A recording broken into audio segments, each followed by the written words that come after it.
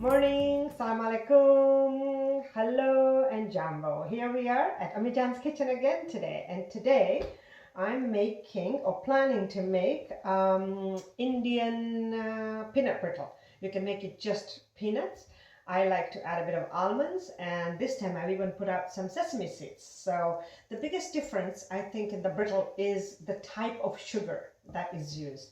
We use this I don't know, it's called Jaggery, but we call it ghee growing up. It's like a block of brown sugar, looks like unrefined brown sugar. So the whole idea is, in order to smooth it out and to get the right measurements, you grate it.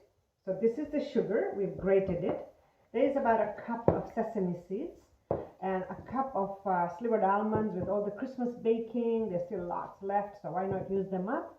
And then I prefer to buy peanuts that are already, how do you say, the skins have come off it, so it makes it that much easier. So what we're going to do today is just roast these things and then follow up by melting the ghee.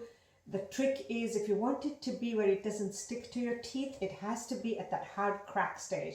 So we're probably using a candy thermometer. Another option is, I'm not very good at that, but you can all try it out, is ice cold water, put a little drop of the sugar in it. When it doesn't stick in your mouth and cracks easily, you reach the stage. And then becomes that speedy process of getting it off the stove onto a tray or something with a non-stick oiled pan, so you can pick it off when you're done. Trust me, I tried it once on the counter and I had to fight with it for about 15 minutes to get it off the counter. So trial and error, and that's how we all learn. So here we are. So this is ghee, Jaggery. You can get it in any Indian stores and it's so reasonable. That whole block was $4. So there we go. We're going to do, so here we are. I have preheated a heavy cast iron pan. To be honest, I haven't actually used it for roasting peanuts, but I think that's the most logical choice. Last time I did it in a frying pan and it took so much longer. So I'm thinking this, because it retains the heat really well, I'm going to try it. Remember, it's boiling hot, obviously, so please keep something so you don't forget and grab it. I do this because I know I'll grab it. So there we go. Those are the peanuts. I had 2 cups of peanuts, by the way, but we'll write the recipe at the end. There's a cup of almonds, and I won't put the sesame seeds right away because my logic is these will roast a little bit slower than those. So I'm going to leave this where they're almost done, and then I'll put the sesame seeds. So you don't really have to do much now.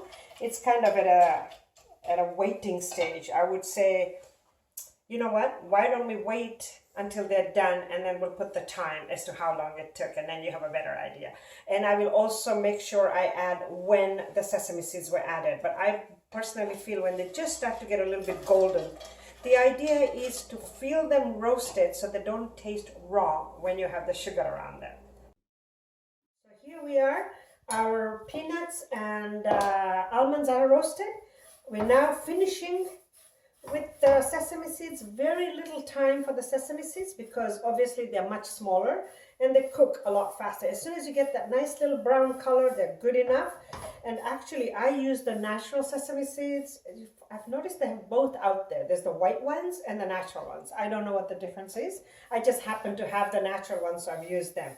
So just about, I would say about 3 to 5 minutes. Please keep an eye on it. You don't want it to burn. I've got it on a minimum burner. Maximum setting on 2, no higher, otherwise it will burn.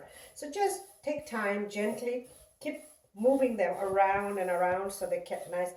I realized that if we mixed this with the original batch, they would have burnt a lot faster. And for that matter, I also realized the almonds were more delicate. So try and stagger them, do the peanuts first, add the almonds a bit later, and then I took them right out, and now I'm just doing the sesame seeds separately.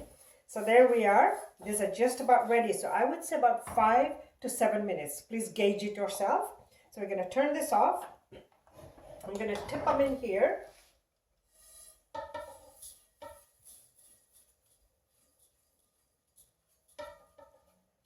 It's awkward to do it in a backward way because I would have preferred this way, but then you wouldn't be able to see what I'm doing. So there we are. That's our pan for the next job, which will be melting the brown sugar. And this one, let's get it out of the way so we don't burn ourselves. And now these, as you can see, are all mixed up. They look yummy.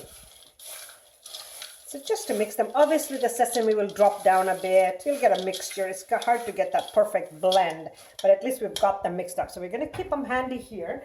Now we're going to start to put this on a minimum heat for now while we go. And did that come on? Yeah.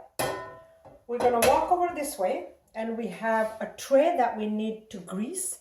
You can have a different thing. I use a metal one, and I really like this. It's probably 30 years old, but my brother made it for me, and it's a little stainless steel tray, so not necessarily the most fancy one, but I prefer it because it does help to, a metal one will help better to take it off later, because sometimes you end up fighting with it. As I said, the last time I tried the counter, it didn't work. So this is a metal tray. I don't know, what is this? I don't know, 8 by 9 or whatever. We can figure that out, you know what I mean? You know, you have total 2 cups, 1 cup, 1 cup. So you've got 4 cups. We'll just use some sort of a logic. This is our 3 cups of ghee, right? The unrefined brown sugar. This is Indian ghee. I'm sure you've all heard about Indian ghee. So I'm going to take a little piece of that, and just, this is the best way to spread it. So I'm going to do this, and be generous, because trust me, you will need it so it doesn't later feel like it's trying to stick so hard and bond itself that you cannot peel it off. Because I did it one year where it wouldn't come off, and I ended up putting the whole tray in the freezer for a little bit. So hey, you know, it's going to be a trial and error, but you might just do it the first time perfectly. So that's great. So here we go. I'm putting it all thick, if you can notice that. I had about 2 tablespoons of ghee. I'm not going to use all on the tray. The next extra tablespoon in here is going to go in the pan in a minute. So there we are. Spread it out a bit thick. Like I said, be generous, and we'll do this side. And a metal tray is best. Plastic would just not work. What other kind? Not that you would have a plastic. I don't know if silicone would work. I don't think so. No, so there we are. So this is all done. A little bit more on the edges. Right there.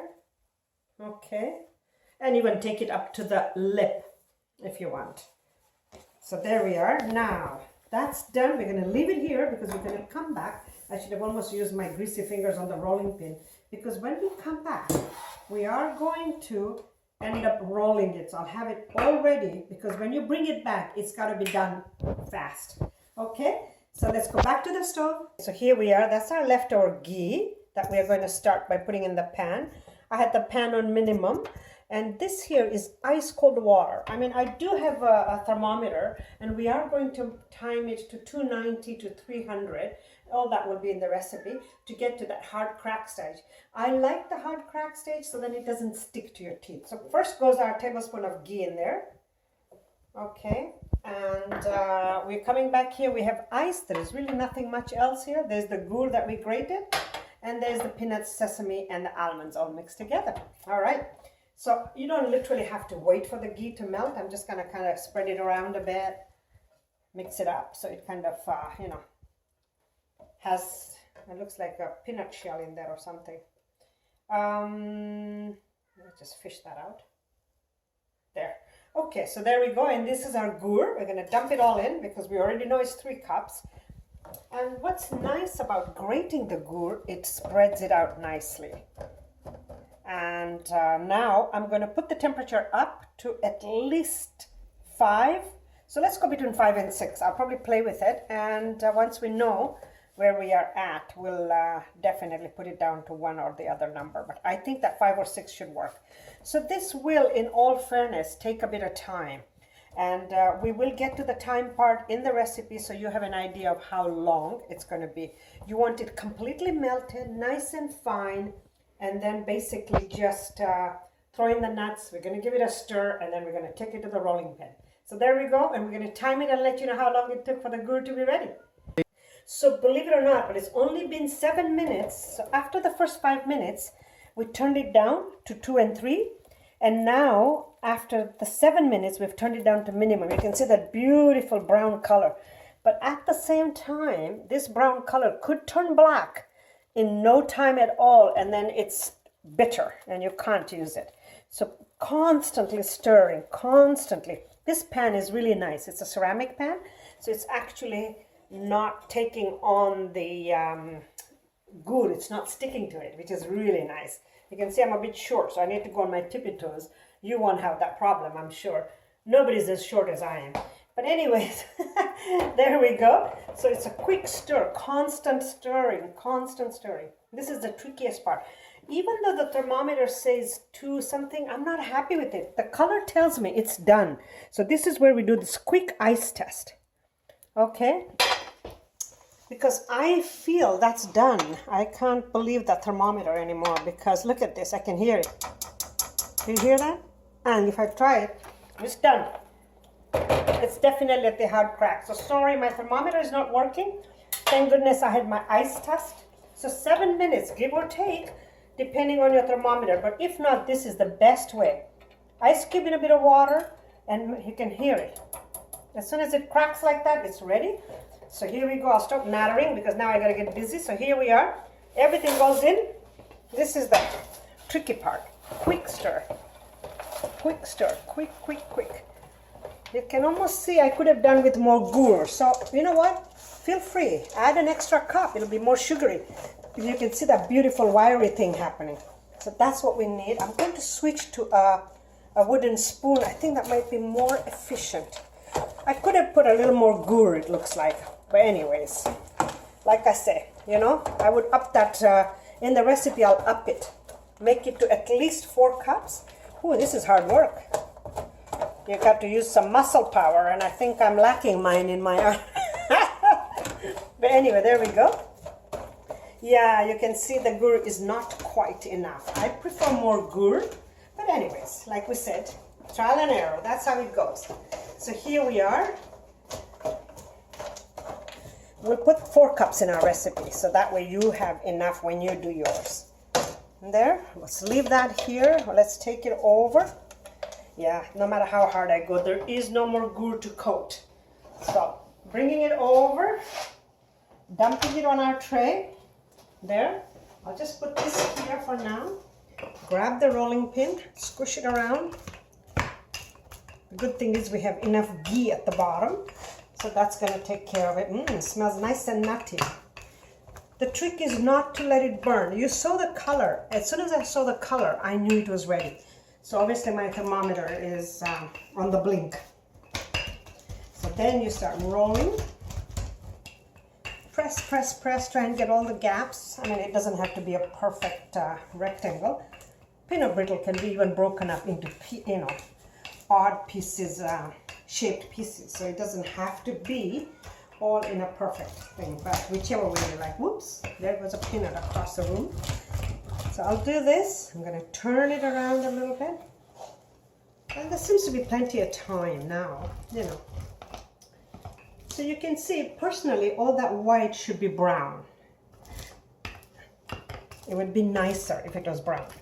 But I'm just trying to squish it and then bring it all. I'm going to grab this again and I'm going to bring it all in. I don't want it to go that far to the end after all, because obviously I don't have enough to fit it. So we'll just do that. And there we are.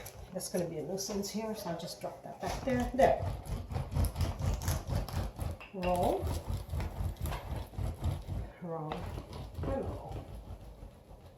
And if you had enough ghee, like I said earlier, they would be more connected. Right now they're not as connected. But that's the way it goes. So here we are.